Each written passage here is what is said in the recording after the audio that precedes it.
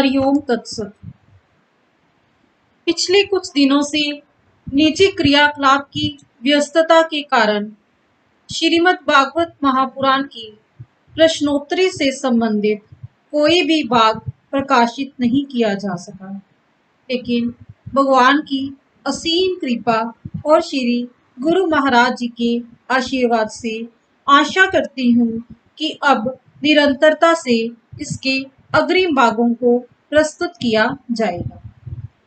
अब तक इससे पूर्व हम श्रीमद् भागवत महापुराण के महात्म्य से संबंधित 2 भागों पर और प्रथम स्कंद के कुल 9 भागों में से 6 भागों पर प्रकाशित कर चुके हैं और आज इस प्रथम स्कंद का 7वां भाग हम इस भाग में प्रस्तुत कर रहे हैं, जिसमें 45 से 60 तक प्रश्नों पर अध्याय संख्या और श्लोक संख्या के अनुसार चर्चा की जाएगी। हरिओम तत्सत।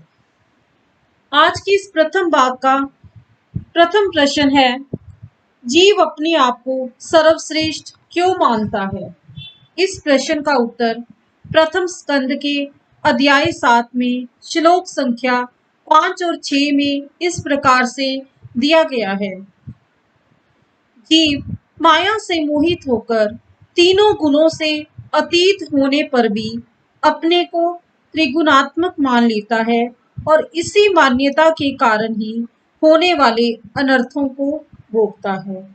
इन अनर्थों की शांति का साक्षात साधन केवल भगवान का भक्ति योग ही है, अर्थात भक्ति के बिना हम अपने जीवन में कुछ भी प्राप्त नहीं कर सकते, परंतु संसार के लोग इस बात को नहीं जानते।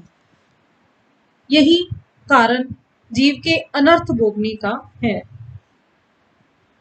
अगला प्रश्न है, कौन से लोग भगवान की भक्ति कर सकते हैं? इस प्रश्न का उत्तर प्रथम स्कंद के अध्याय 7 में श्लोक संख्या 10 के अनुसार इस प्रकार से दिया गया है। जो लोग ज्ञानी हैं, जिनकी अविद्या की गांठ खुल चुकी है और जो सदा आत्मा में ही रमन करने वाले हैं, वे ही भगवान की हेतु रहित भक्ति किया करते हैं, क्योंकि भगवान के गुण ही ऐसे मधुर हैं जो सबको अपनी ओर ही खींच लेते हैं। जिन लोगों के मन में अविद्या है, अविद्या की गांठ अभी तक नहीं खुली है, प्रभु के प्रेम के कारण वे लोग भगवान का नाम कभी भी नहीं ले सकते। जिन लोगों के मन में भगवान के प्रति प्रेम है, उन पर अपने आप ही कृपा हो जाती है भगवान की, कि वे भगवान की प्रेममयी भक्ति के वशीभूत हो जाते हैं। प्रश्न संख्या 47, धर्मवेत्ता पुरुष किसे कभी नहीं मारते? इस प्रश्न संख्या का उत्तर प्रथम स्कंद के अध्याय 7 श्लोक 36 में इस प्रकार से दिया गया है। धर्मवेत्ता पुरुष का भाव लिया गया है धर्म को धारण करने वाले पुरुष। असावधान, मतवाले, पागल, सोए हुए बालक, स्त्री, विवेक ज्ञान शून्य, अर्थात जिनमें विवेक रूपी ज्ञान की शक्ति नहीं है, धारणा नहीं है, शरणागत, रथहीन और भयभीत शत्रु को कभी नहीं मारते। इस प्रश्न का उत्तर श्लोक संख्या 36 में इस प्रकार से वर्णित है। प्रश्न संख्या 48, क्या कोई प्राणी मौत से बच सकता है? इस प्रश्न का उत्तर प्रथम स्कंद के अध्याय 8 में श्लोक संख्या 4 में इस प्रकार से दिया गया है। नहीं, संसार के सभी प्राणी काल के अधीन हैं, मौत से कोई किसी को नहीं बचा सकता। प्रश्न संख्या 49, कौन मनुष्य भगवान का नाम नहीं ले सकता? इस प्रश्न का उत्तर प्रथम स्कंद के अध्याय 8 में श्लोक संख्या 26 और 27 में इस प्रकार से प्रस्तुत किया गया है। ऊंचे कुल में जन्म, ऐश्वर्य, विद्या और संपत्ति के कारण जिस जीव का घमंड बढ़ रहा है, यानी कि कहने का भाव यही है कि व्यक्ति का घमंड किन कारणों से बढ़ रहा है, इसमें उन कारणों की चर्चा की गई है कि किसी व्यक्ति का जन्म ऊंचे कुल में हुआ है, उसके पास विद्या संपत्ति अधिक है, इन सभी कारणों के कारण जिस व्यक्ति का अभिमान बढ़ रहा है वह मनुष्य तो भगवान का नाम भी नहीं ले सकता, क्योंकि भगवान तो केवल उन लोगों को दर्शन देती हैं जो अकिंचन है, क्योंकि भगवान निर्धनों की परम धन है। माया का प्रपंच भगवान का स्पर्श भी नहीं कर सकता। प्रश्न संख्या 50, संसार काल के अधीन कैसे है? इस प्रश्न का उत्तर अध्याय संख्या 9 श्लोक संख्या 14 और 17 में इस प्रकार से स्पष्ट किया गया है। जिस प्रकार बादल वायु के वश में रहते हैं, उसी प्रकार लोकपालों के सहित सारा संसार ही काल भगवान के अधीन है। संसार की ये सब घटनाएं ईश्वर इच्छा के अधीन हैं। ईश्वर की इच्छा के अतिरिक्त और कुछ भी नहीं हो सकता। प्रश्न संख्या 51, भीष्म जी ने भगवान को मृत्यु के समय क्या समर्पित किया? इस प्रश्न का उत्तर प्रथम स्कंद के अध्याय 9 श्लोक संख्या 32 और 34 में इस प्रकार से दिया गया है। सर्वप्रथम भीष्म जी ने अपनी बुद्धि, जो अनेक प्रकार के साधनों का अनुष्ठान करने से, अनेक प्रकार के साधनों का अनुष्ठान करने का भाव यही है कि भगवत प्राप्ति के जो उन्होंने ज्ञान कर्म तप आदि विविध साधन किए थे, उन सभी साधनों का अनुष्ठान करने से अत्यंत शुद्ध और कामना रहित हो गई थी।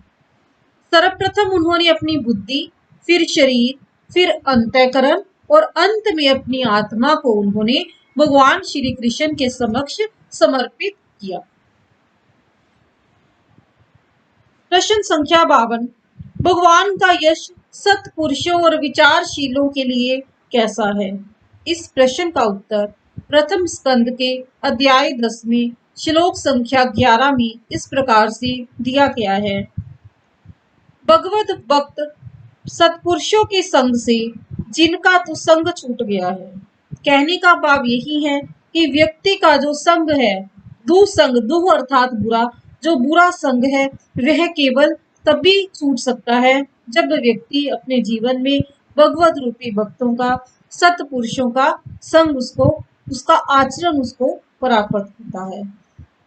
भगवत भक्त सत्पुरुषों के संग से जिसका दुसंग छूट गया है वह विचारशील मनुष्य भगवान के मधुर मनोहर सुयश को एक बार भी सुन लेने पर फिर उसे छोड़ने की कल्पना नहीं कर सकता, क्योंकि उसे भगवत प्रेमई रस का चस्का जो लग गया है।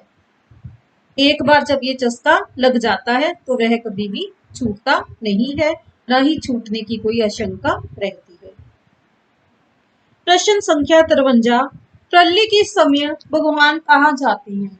इस प्रश्न का उत्तर प्रथम स्कंद के अध्याय 10 में श्लोक 21 में इस प्रकार से दिया गया है।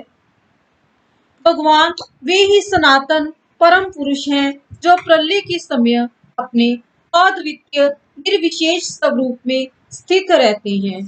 उस समय सृष्टि के मूल ये तीनों गुण भी नहीं रहते।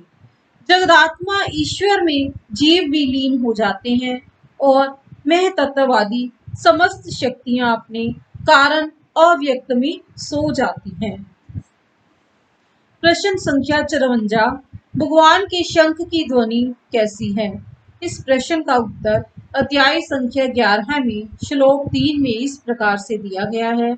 भगवान के शंख की ध्वनि समस्त संसार को के भय को भयभीत करने वाली है। प्रश्न संख्या 55, भगवान की कौन सी छवि को द्वारिकावासी नित्य निरंतर निहारते रहते हैं? इस प्रश्न का उत्तर अध्याय संख्या 11 में श्लोक 25 और 26 में इस प्रकार से दिया गया है। भगवान का वक्षस्थल मूर्तिमान सौंदर्य लक्ष्मी का निवास स्थान है। उनका मुखारविंद नेत्रों के द्वारा पान करने के लिए सौंदर्य सुधा से भरा हुआ पात्र है। उनकी भुजाएं लोकपालों को भी शक्ति देने वाली हैं। उनके चरण कमल भक्त परमहंसों के आश्रय हैं। उनके अंग अंग शोभा की दाम है। भगवान की इस छवि को द्वारिकावासी नित्य निरंतर निहारते रहते हैं, फिर भी उनकी आंखें एक क्षण के लिए भी तृप्त नहीं होती। क्यों तृप्त नहीं होती? क्योंकि भगवान का रूप ही मूर्तिमान है, भगवान का रूप ही इस तरह का है कि वहां से अगर एक बार आंख लग जाती है वो कभी भी तृप्त नहीं होती। भगवान की भगवतता क्या है? इस प्रश्न का उत्तर अध्याय संख्या 11 में श्लोक संख्या 38 में इस प्रकार से स्पष्ट किया गया है। भगवान की भगवत्ता है कि वे प्रकृति में स्थित होकर भी उसके गुणों में कभी लिप्त नहीं होते। जैसे भगवान की शरणागत बुद्धि अपने में रहने वाले प्राकृतिक गुणों से लिप्त नहीं होती, अर्थात भगवान कर्म करते हुए भी प्रकृति में स्थित होकर भी उसके गुणों में कभी भी लिप्त नहीं होते। वे सदा सदैव ही निर्लिप्त रहते हैं। प्रश्न संख्या 57, भगवान के चरण कमलों के सेवन से क्या होता है? इस प्रश्न का उत्तर अध्याय संख्या 12 और श्लोक संख्या 4 में इस प्रकार से दिया गया है। भगवान श्री कृष्ण के चरण कमलों के सेवन से व्यक्ति समस्त भोगों से, जितने भी संसार के संसारिक भोग हैं, उन सभी से निस्पृह हो जाता है। इसीलिए व्यक्ति को, जीव को भगवान के चरण कमलों का सेवन करने के बारे में कहा गया है। प्रश्न संख्या 58, इस श्लोक में सर्वश्रेष्ठ किसे माना गया है? इस प्रश्न का उत्तर श्रीमद् भागवत महापुराण के प्रथम स्कंद के अध्याय 12 में श्लोक संख्या 19, 20, 21, 22, 23, 24 और 25 में इस प्रकार से स्पष्ट किया गया है। इस श्लोक में सर्वश्रेष्ठ ब्राह्मण भक्त और सत्य प्रतिज्ञ भगवान श्री राम को माना गया है। सर्वश्रेष्ठ दाता और शरणागत वत्सल उशीनर नरेश शिवी को माना गया है।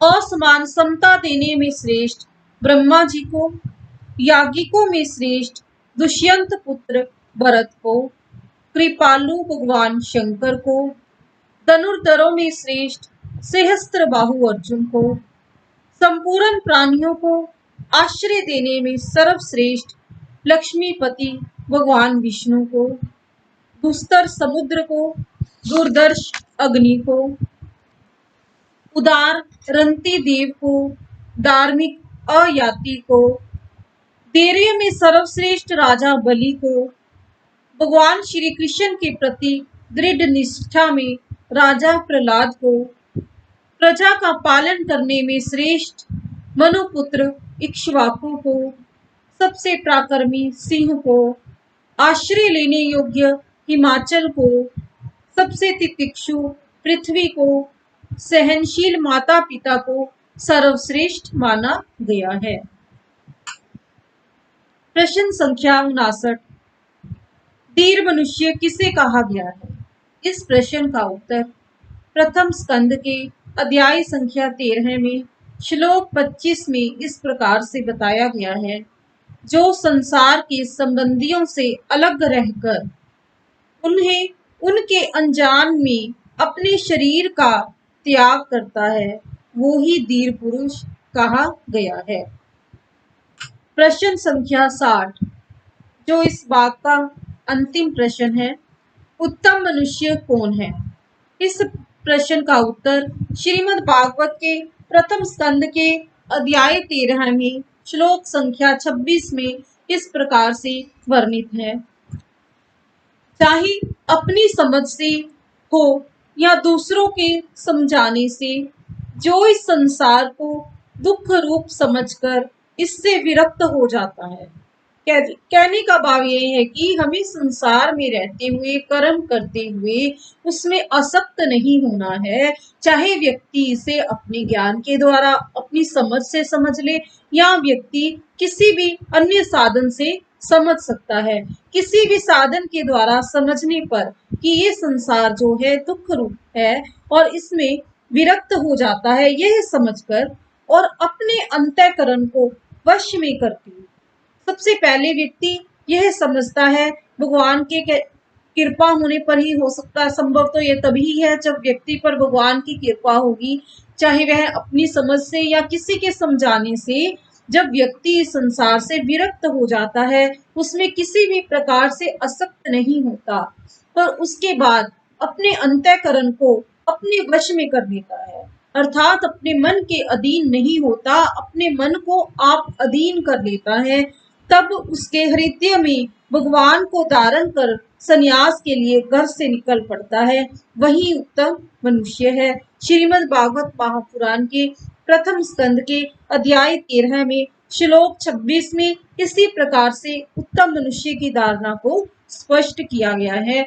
आज की इस बात का यह अंतिम प्रश्न था, और इसके बारे में ये स्पष्ट मैं अभी सभी से करना यही चाहती हूँ कि ये जो प्रश्न निश्चित किए गए हैं, ये स्वतः ही श्रीमद् भागवत के अध्ययन करने के बाद, कई बार अनेक प्रयत्नों के मेहनत के बाद और अनेक बार अध्ययन करने के बाद इन सभी प्रश्नों को निश्चित किया गया है, और इसके उत्तर किस प्रकार से जीव आसानी से सरलता से ग्रहण कर सके। श्रीमद् भागवत महापुराण में इस प्रश्न का क्या उत्तर दिया गया है, उसी के अनुरूप ही, उसी श्लोक संख्या के अनुरूप ही इसे स्पष्ट किया गया है, ताकि जो असल जो यथार्थ माध्यम है श्रीमद् भागवत महापुराण का, उसे सुगमता से सरलता से ग्रहण किया जा सके और अपने जीवन को भगवान के प्रति समर्पित किया जा सके, जो हमारे जीवन का वास्तविक लक्ष्य है, वास्तविक ध्येय है। हरिओम तत्सत।